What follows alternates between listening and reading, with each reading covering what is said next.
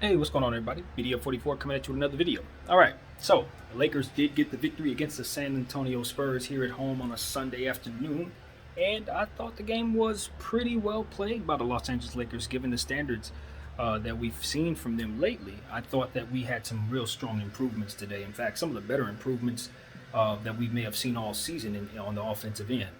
I thought ultimately what we wanted to pay close attention to for tonight was making sure we came out in the third quarter and playing, up to par in terms of just making sure that we don't allow so many points to come from the other team. And I thought our defense, we struggled as usual, but I thought that we did some things down there that gave us reason to feel good about ourselves on that side of the floor. But our rebounding concerns continue. And that was the thing. We went small tonight. It did not necessarily kill us at all because of the fact that their team is also small. So we were able to match up well, starting AD at the 5, and we got out and really got to a good, strong start. He was able to kill Eubanks. I think that's his name. Eubanks out there, a young guy who's filling in for their star player, Jakob Pertl. And he did some good things, passing the rock and rebounding the ball, but he's no match for AD. And that's really what it came down to. We just had too much AD out there for them, and we shot the ball extremely well throughout the first 3 quarters of the game. Wayne Ellington was on fire. Malik Monk also on fire, really finishing around the rim very well too, impressing the heck out of me with some of the ways that he was able to finish well contested. And I got to give credit to everybody, really.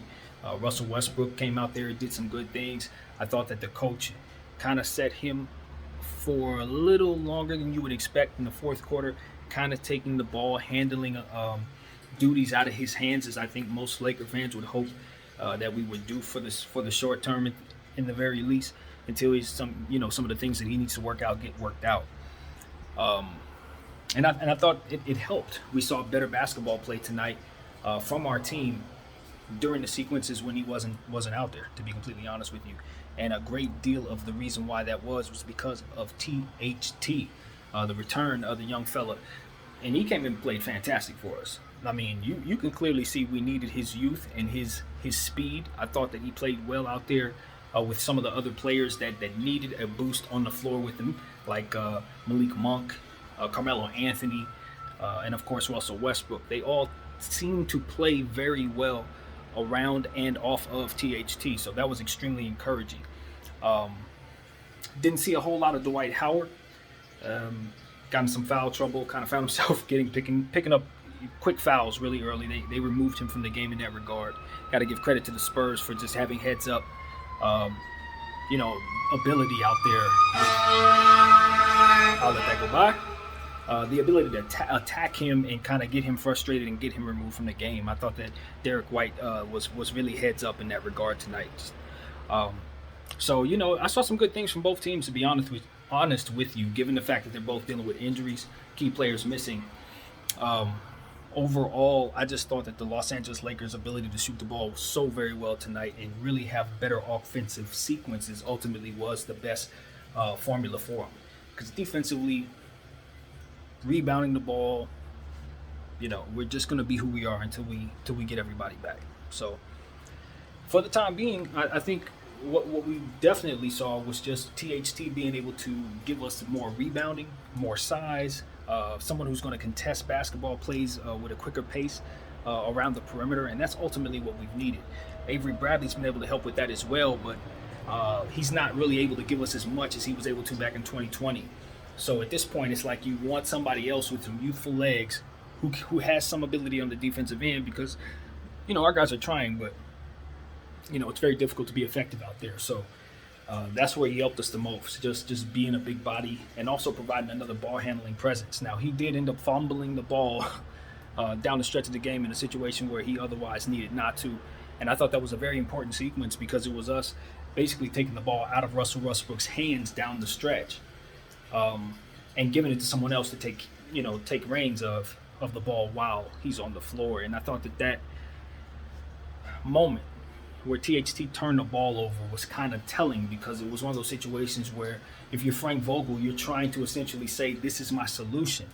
to Russell Westbrook, turning the ball over, and the button you press ultimately turns the ball over as well. Luckily enough, it doesn't end up being a situation where you lose the game, but it's one of those situations where it could be a little awkward with Russell Westbrook, because at this point it's like, well, you know, if if you see me as a problem, you know what I mean? If you see me being a ball handler as a problem, and you try something else, that something else better work, because I'm a Hall of Famer. Like, that's how I would look at it. I can't tell you how Russell Westbrook would look at it, but myself, that's kind of how I look at it. It's like, yo, okay, I know I've been struggling, and I know I've earned this. It's not like I've been playing great and then you just doing this. No, this is how it's supposed to go. But that thing you do, that better look better than me. Whatever that thing you try, it better not result in the same thing, because now you're messing with my confidence and you're not coming up with a solution for the problem. So, hey, maybe that's just my brain and looking at it, but that was telling. Now, granted, that's just one play. That doesn't mean that I'm taking the faith away from THT, like I don't think he can be a playmaker or something. That's just stupid. I'm not saying that. But what I'm saying is, when Russell Westbrook's on the floor, in sequences like that, when it's like 1 minute and 30 seconds left or whatever, what have you, it's really, really, really one of those things where it's like, that's his time. He usually has the ball in his hands, and whatever happens, happens. That's his whole career. He's never been in situations where it's otherwise, with the exception of maybe Houston, and that was very unique. So it's like, are you sure this is getting off to the right foot with him? I know he's struggling, but the last thing you want to do is double down on the idea that you don't trust him so openly. You know what I mean? It's like, I get it. We want to remove the ball handling abilities from him while he's turning the ball over. But in situations like that, I would rather you just sit him down. Don't have him out there trying to play off the ball when you know he's not going to be able to do much off ball. You put him back in the game with like 4 minutes to go, when the momentum was kind of, it had leaned in our direction, and it was about, maybe I'd say 5 minutes to go, and you put him back on the floor, and things started to fall apart. Luckily enough, we were able to put THT back in the game at that moment. He kind of settled some things down. Carmelo Anthony was also put back in the game. He hit a huge shot, and we were able to ultimately get the victory. But there were a lot of things that could have went completely wrong, and I think it was just in how we handled Russell Westbrook in that fourth quarter. It was awkward, and we're lucky to have let it work. Put it like that. We were lucky for it to have worked out, is what I'm saying. So, hey, man, I think if the San Antonio Spurs had Jakob Poeltl, that would have been a much different game, because we really did have some issues rebounding the ball tonight. And DJ was not available. I guess we were giving him the night off, and of course with Dwight Howard in foul trouble, it put us in a position to where we had to go small. So I saw sequences out there, even though AD ended up with 15 rebounds. And, I got some great things to say about AD going forward, because he was doing some fantastic things that I want to point out in this video. But honestly, his rebounding struggles continue.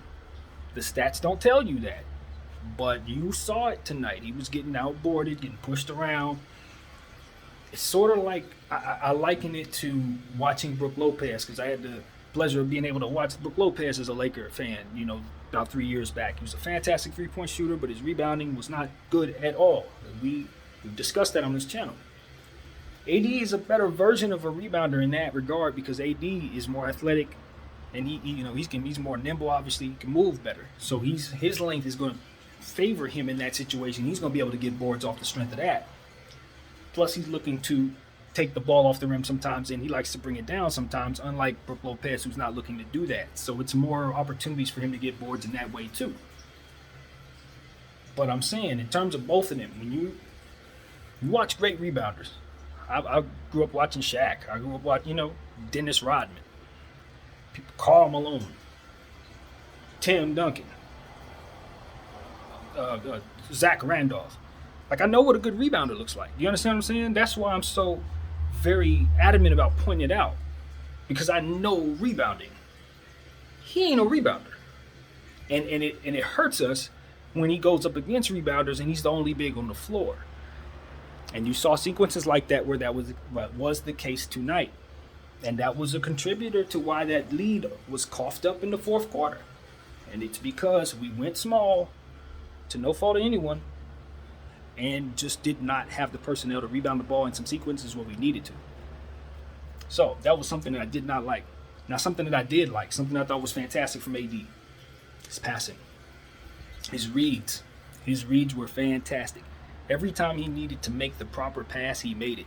And it went in the right place, and it usually ended in an assist. A big-time momentum three-point shot. He was getting them to everybody. And he was doing it in sequences where he had to make a decision where to go. That's what I was noticing about the San Antonio Spurs tonight. They were forcing the Lakers to make decisions. You have to pick. Two things may look open. They're going to take the ball from you in a situation if you make the wrong decision. And I saw a lot of those. And AD made the right decision tonight. Malik Monk made the right decision tonight. We just seem to make all of the right reads in situations where it could have teetered either way. And I really do believe this. A lot of why we were able to overcome that, some of that good defense that they were running out there, is because Russell Westbrook wasn't out there trying to make those reads himself. He was not on the floor for a lot of these sequences. It was AD being in those sequences where we were forcing the ball to him, and he was kind of letting the shot clock run down, trying to get into certain positions, and otherwise would have to pass the rock because the double team would come or what have you, and he would get that ball exactly where it needed to go. So you gotta credit him, man. He was a facilitator tonight, and it helped us tremendously because it was giving guys like Malik Monk, Wayne Ellington, and Carmelo Anthony shots. And when they're on, good night. So, that's what you give up. You give up defense, right? And you lose a guy like Caruso. You let guys like Lonzo walk away. Yeah, those guys are defenders, but they weren't shooters. Lonzo since turned himself to a shooter, but we know here that was not Lonzo we had. But what you did bring in with these guys, in Malik Monk and Austin Reeves, Wayne Ellington, these type of players can shoot the ball a lot better than those guys when they were in Lakers uniforms. And we see sequences tonight where otherwise we will walk away with no points, shot clock violation type stuff, or you have to heave up a three-point shot. Those shooters had the ball in their hands in those sequences, and we were able to get 3 points out of each and every one of those sequences. So while you want to see us work a little faster into our offense, you want to see us be a little more crisp, at the end of the day, we were able to beat the shot clock several times because we simply had natural-born shooters on the floor shooting those balls. So it was nice to see those go instead of clank. And that's what you're able to receive when you have these type of players. So they give up your defense, but you get this. And it helped us. I mean, our offense was our best defense tonight. We just continued to play the ball game the way we needed to. No turnovers from Russell because he wasn't down there to do it a lot of times. And when he was down there, he was doing good things. That's why he walked away with nearly a triple-double. He didn't get the rebounds tonight, but I think he had about 11 assists. So he's still able to do things like get the ball to bigs and things like that. But I just thought we had more cohesive play because there were less opportunities for him to pass the rock, really. So we'll see how it goes, man. THT was helpful. What can I say, man? I mean, despite everything else, it really just came down to having an extra young player on the floor who can affect both sides of it. That piece isn't often there for us, obviously.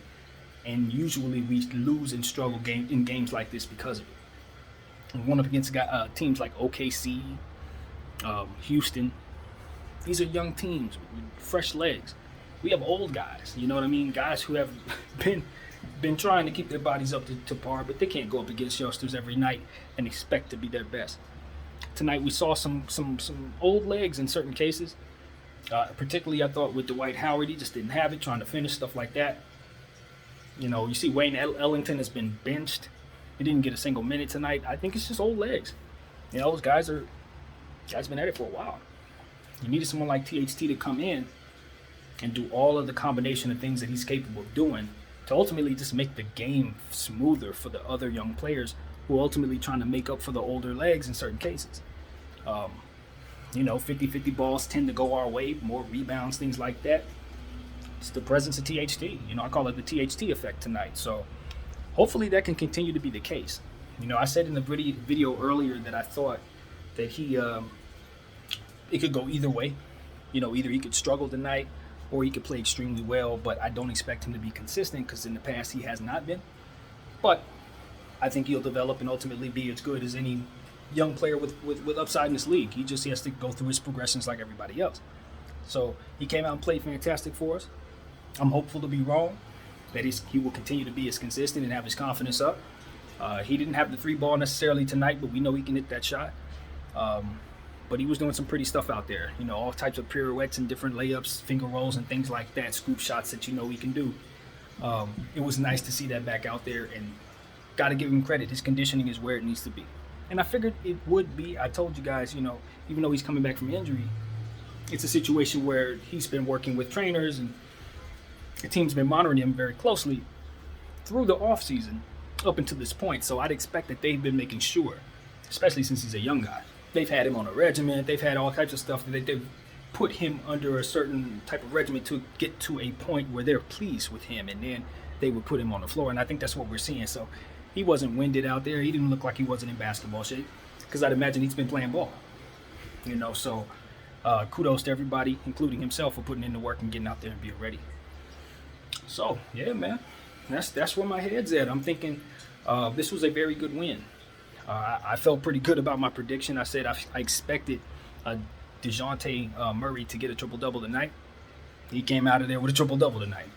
His game is just catered for it. And this matchup is perfect for it because we are a team that's going to have issues rebounding. He's going to score because his scoring is coming along. He's going to assist the ball because that's what he does. So it was just a matter of whether or not he'd get the boards, and I figured he would. So I didn't think I was a genius for predicting he would get a triple-double tonight. His athleticism was going to always outdo some of those old legs. He was going to run. So I expected him to play well, and he did. Who else? Got to give credit to Keldon Johnson. He was shooting the ball like a madman in the first quarter, 4 for 4 to start. I don't know what he ended up with, but he definitely shot the ball very well to start. And, this is somebody who's coming in as a 20+% three-point shooter. So for him to come out and hit 4 3-pointers, I know that does wonder for his confidence and for Popovich's confidence in allowing him to shoot. So, yeah, that kid's going to come along just fine. I think that's going to be an all-star someday. He's just a fantastic small forward, power forward type of guy. I prefer him at the small forward because he's able to overpower a lot of small forwards, rebounding the ball. He's stronger than a lot of guys. So I think you give yourself a much more chance of an advantage when you play him at the 3. But if he shoots the ball continuously like this, you can even double down more so on that. But I think as long as he has issues here and there shooting the ball, you probably feel more comfortable having him at the 4, especially since he's a very good rebounder. So, Popovich has a positionless player right there, one of many. We saw some good things out of Devin Vassell. He had a very good game tonight, shooting the ball, answering. We were shooting the 3s and he was answering. So you got to give credit to him. He's coming along just fine in his development. Yeah, man. So that's what I saw. I want to give credit to both teams. Coming out in the afternoon is not easy on a Sunday, trying to play some basketball. Luckily enough, in my mind, it's earlier in the season, so it's not as much of a drag now as it will be probably in March. But nevertheless, we hate these games in the afternoon. But today's was good. Everybody walked away healthy. AD Shine took advantage of his size matchup on the offensive end. Got himself into all different types of nice sequences and stuff like that, getting fouled and things like that. So he played a fantastic game. I just want him to work on his positioning, rebounding the ball. It's not even about what happens after you jump for the board. It's about what he's doing in the process of gathering to get the board. What is his body doing? Is he boxing out? Is he positioning himself to rebound the ball? Those are the type of things, and I know he's just not.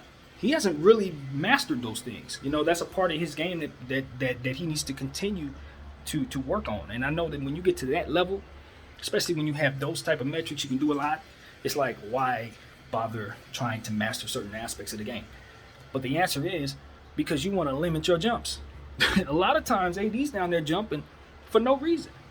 In situations where you otherwise can just time his rebound or position himself to box people out because he's going to get to the highest point with his reach. His standing reach is going to get to the highest point quicker than most.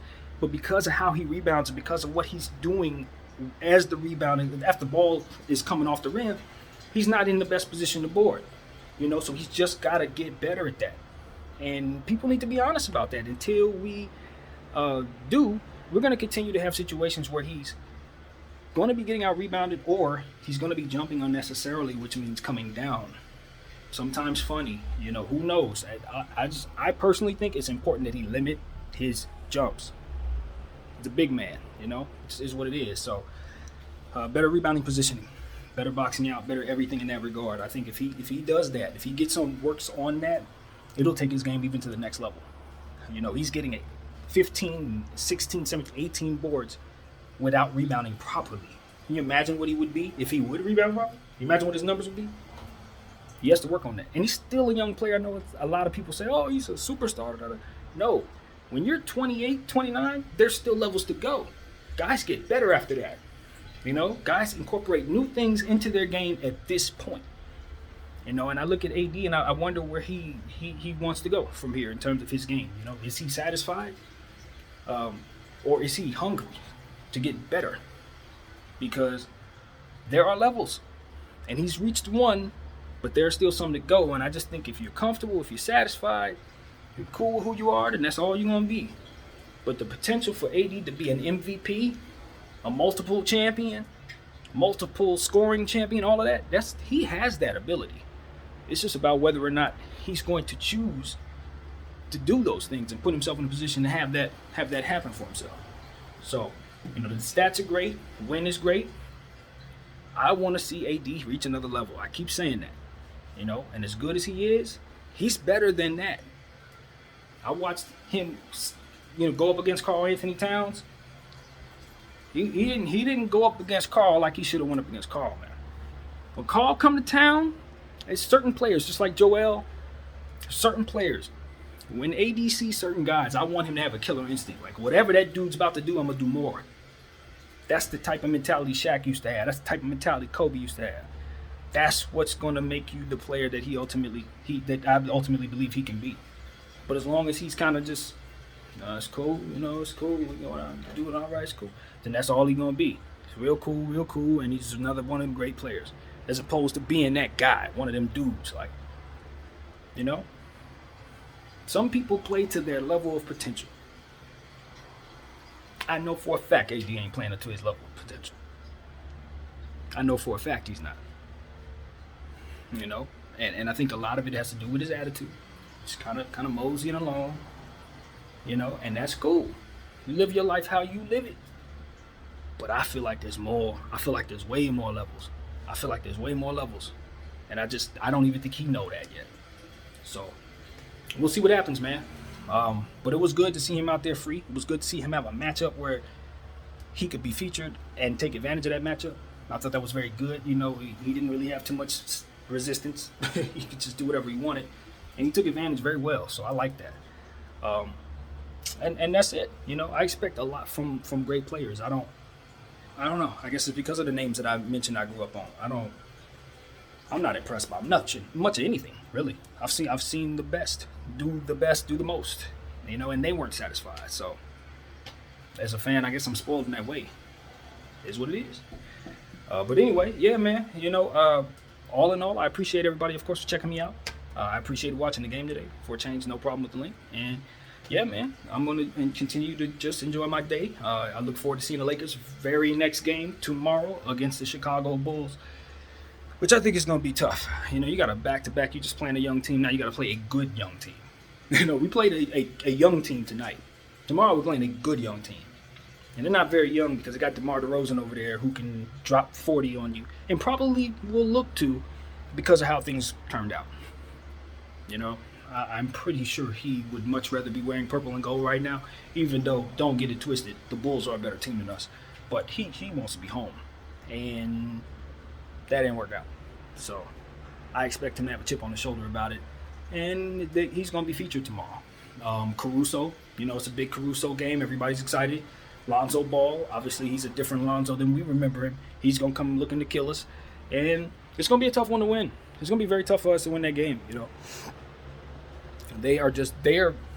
They're almost like San Antonio, just better.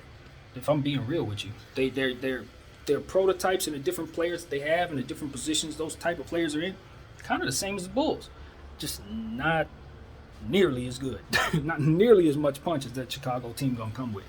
Kobe White will be back. I think his first game will be tomorrow against us. I think that's what they're trying to set that up for.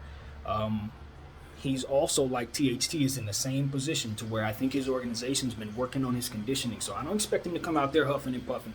He's been working on trying to come back for a long time. And usually when young players are like that, again, regiments, eating structure, all different stuff that I expect to be in place because he's a big part of what they do. And this year, Kobe White gets to be free. He can just shoot the ball. No need to try to be a facilitator. No need to be a point guard. No. Just be another weapon for Lonzo Ball and Caruso to get the ball to, buddy. Open shots for you because you got Zach LaVine over here. You got DeMar DeRozan over there. You got Kobe White is going to have a very, very good time playing on this particular Chicago team because he's finally in a position to do what it is that he does. And I'm happy for that kid. So I'm looking forward to seeing his debut with the Chicago Bulls. Hopefully he don't light us up on fire. He's a three-point shooter who gets hot and stays hot, a complete and utter microwave. I don't know what type of role he'll have coming fresh back. They have a lot of players over there, but somewhere down the road, if he stays in that role, 6th man of the year, he's going to have opportunity to have one of those trophies. Maybe not this season. Maybe not, at some point. But as long as he's in that role where he's not asked to be a point guard and he kind of just come off the bench and shoot, he's going to light people up. He's going to light people up. He's going to be one of the best at that. So I'm just calling it now.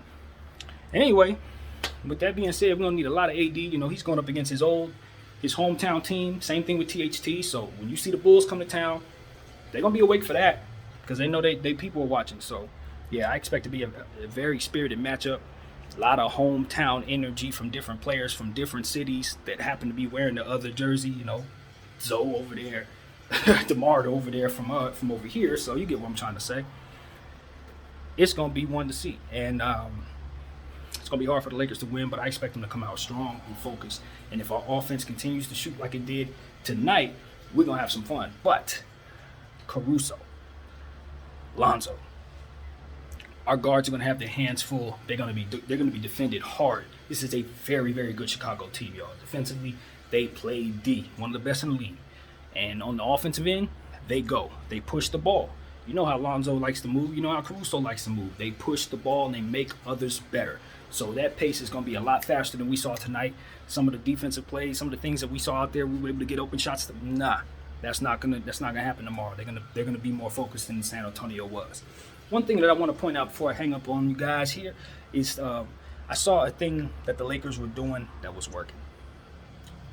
We were catching San Antonio slipping by allowing the trailer to walk into rhythm three-point shots in half-court settings. In other words, young team, you tell your young team, get back on defense. They're running back on defense, but our guys back there trotting real slow. Carmelo Anthony or Wayne Ellington, real slow. And our ball handlers a couple steps ahead of them, kind of running a regular pace. The defense is set up, but somebody's open. And who's that open person? The guy that's trotting, coming up over half court, who's going to step right into a three-point shot that he's going to catch in his pocket. We let that off about 3 times tonight, and it worked each and every time. I don't know if it's going to work every night, but I definitely love that I saw that we were doing it. It was just something slick that we were able to pull off as a veteran team against a young squad. So I just want to give kudos to everybody for just doing that. That was fire. So that's what I want to say, man. My name is BDF44. Thank y'all for watching. I'm out.